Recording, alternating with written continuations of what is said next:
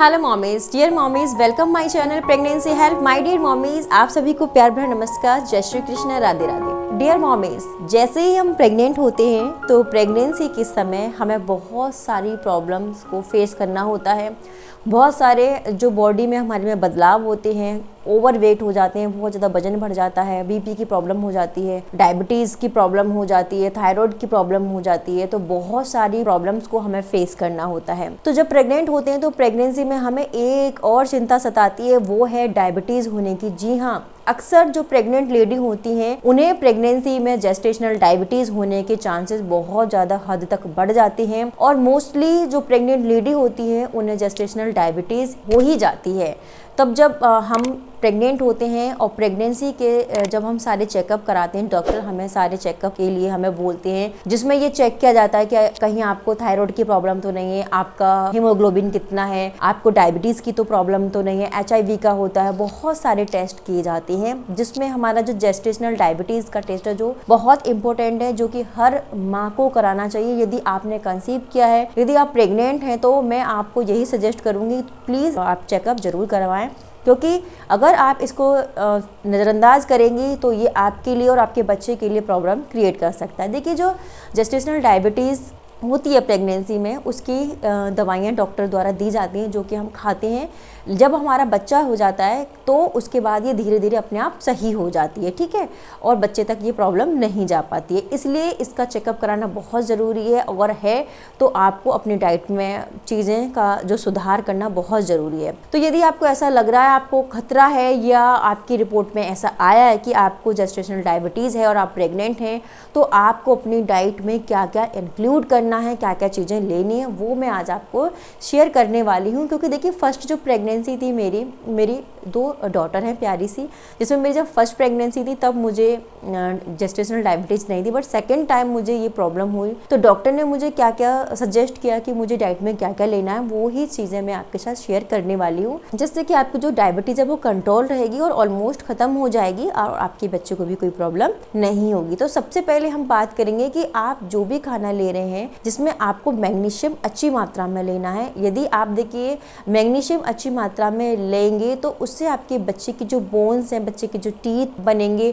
बच्चे की जो मांसपेशियां हैं वो स्ट्रॉन्ग रहेंगी, ठीक है। साथ ही साथ जो हमारे पैरों में दर्द होता है, आपने देखा होगा अक्सर जब हम प्रेग्नेंट होते हैं तो हमारे पैरों में दर्द होता है, सूजन आ जाती है, तो उसमें भी यदि आप अच्छी मात्रा में मैग्नीशियम ले रहे हो तो आपको ये प्रॉब्लम नहीं होगी। उसके लिए आपको क्या खाना है, आपको अच्छी मात्रा में दूध, केला, पनीर, चीज़, टोफू, एवोकाडो है, ये सारी चीज़ें आपको अपनी डाइट में इंक्लूड करनी है, जो कि आपके बच्चे को भरपूर मात्रा में मैग्नीशियम देंगी। साथ ही साथ कुछ सप्लीमेंट डॉक्टर हमें सजेस्ट करते हैं जिसमें magnesium, calcium, zinc, folic acid, इनकी टैबलेट्स हमें डॉक्टर देते हैं। यदि वो सप्लीमेंट आपके डॉक्टर ने आपको दिए हैं तो you must have take this medicine, आपको ये लेनी है, ये सारे सप्लीमेंट आपको जरूर लेने हैं, जिससे कि हमारी जो डायबिटीज़ है वो कंट्रोल रहे। देखिए, एक्चुअली में होता क्या है कि जब हमें डायबिटीज़ बढ़ जाती है, जब डायबिटीज़ के सिम्टम्स होते हैं तो हमारे जो बच्चे का आकार है वो बढ़ जाता है, जैसे मैक्रोसोमा कहा जाता है साइंस की लैंग्वेज में, ठीक है।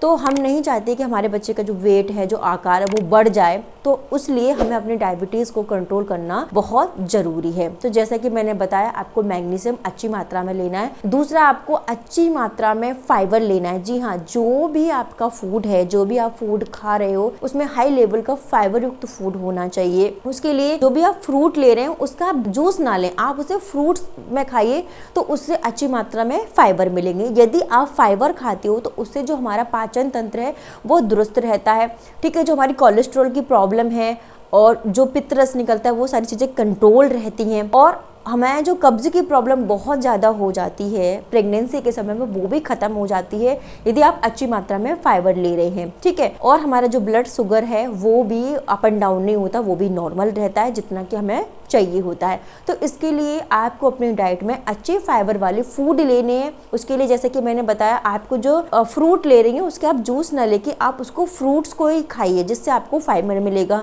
आप ग्रीन वेजिटेबल्स लीजिए, ग्रीन वेजिटेबल्स आप लेंगे अच्छी मात्रा में तो आपको फाइबर मिलेगा। साथ ही साथ आप अनाज खाइए, मिलेट्स खाइए, ये आपके बॉडी में फाइबर बढ़ाएंगे। बनाना है, फ्रूट में बनाना बहुत अच्छा रहता है, ठीक है, फ्रूट्स आप खाइए। तो ये सारी चीज़ें आप खाते हो तो आपको अच्छी मात्रा में फाइबर मिलेगा, जिसमें ग्रीन वेजिटेबल्स और फ्रूट्स जैसे कि बताया जो कि मेन है, जिनसे कि आपको अच्छी मात्रा में फाइबर मिलेगा हाई लेवल का, और आपको कब्ज की और पाचन की प्रॉब्लम बिल्कुल भी नहीं होगी। इससे आपका जो बीपी है वो भी ठीक रहेगा, आपका कोलेस्ट्रॉल है वो भी ठीक रहेगा, और आपका जो ब्लड शुगर है वो भी आपका कंट्रोल रहेगा अगर आप फाइबर युक्त खाना अपने डाइट में शामिल कर रहे हैं। नेक्स्ट पॉइंट हम बात करेंगे, यदि आप चाहते हैं कि आपकी डायबिटीज कंट्रोल है, उसके लिए आपको प्रोटीन युक्त पदार्थ अच्छी मात्रा में ले हैं। जी हाँ, प्रोटीन अगर आप अच्छी मात्रा में ले रहे हैं तो वो आपके बच्चे के विकास के लिए तो अच्छा ही है, साथ ही साथ आपकी जो डायबिटीज़ है वो कंट्रोल रहेगी। बच्चे की स्किन के लिए, बच्चे के फ्लैश के लिए, बच्चे की ऑल ओवर डेवलपमेंट के लिए प्रोटीन बहुत ज़्यादा इंपॉर्टेंट है। प्रोटीन को अगर आप लेना चाह रहे हैं तो आप उसके लिए जितना हो सकता है डेयरी प्रोडक्ट लीजिए। डेयरी प्रोडक्ट के लिए आप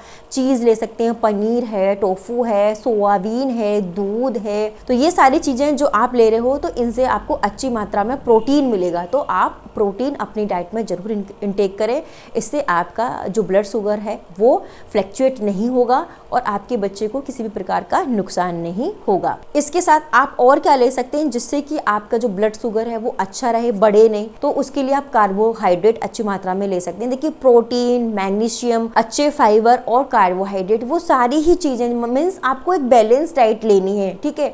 तो बैलेंस डाइट के लिए जो कि मैंने आपको पॉइंट करके बताए हैं, वो अगर आप लेती हैं सीक्वेंस में, कहीं पर भी अगर डिसबैलेंस नहीं होता तो आपको डायबिटीज़ के जो सिम्टम्स हैं वो बिल्कुल नहीं आएंगे। आपका जेस्टेशनल डायबिटीज़ की जो प्रॉब्लम रहती है वो बिल्कुल भी नहीं होगी। तो कार्बोहाइड्रेट के लिए सबसे अच्छा शकरकंद है, आलू है ना, चावल है। तो ये सारी चीज़ें हैं जिनमें अच्छी मात्रा में आपको कार्बोहाइड्रेट मिल जाएगा, तो आप इनको ले सकती हैं। आप मिलेट्स ले सकती हैं, आप साबुत अनाज ले सकती हैं, इनमें अच्छी मात्रा में आपको कार्बोहाइड्रेट मिल जाएगा। साबुत अनाज प्रेगनेंसी के लिए बहुत अच्छे रहते हैं। दलिया है, ओट्स हैं, ये हमारी प्रेगनेंसी के लिए बहुत अच्छी हैं, जो कि हमें जेस्टेशनल डायबिटीज़ से बचाते हैं, ठीक है। अब हम बात करेंगे कि यदि आपको आपके प्रेगनेंसी में जेस्टेशनल डायबिटीज़ आया है तो आपको क्या नहीं खाना है। आपको बस मीठा कम कर देना, मीठा बहुत ज़्यादा नहीं खाना। अगर आप घी कर रहे हैं तो लिमिटेड घी यूज़ करें, ठीक है। और अगर आप बहुत ज़्यादा चीनी है या फिर चाय है, कॉफ़ी है, ये सारी चीज़ें ले रहे हैं तो ये कम कर दें, जिससे कि आपका जो शुगर लेवल है वो बैलेंस हो जाएगा और आप जेस्टेशनल डायबिटीज़ से बच जाएंगे।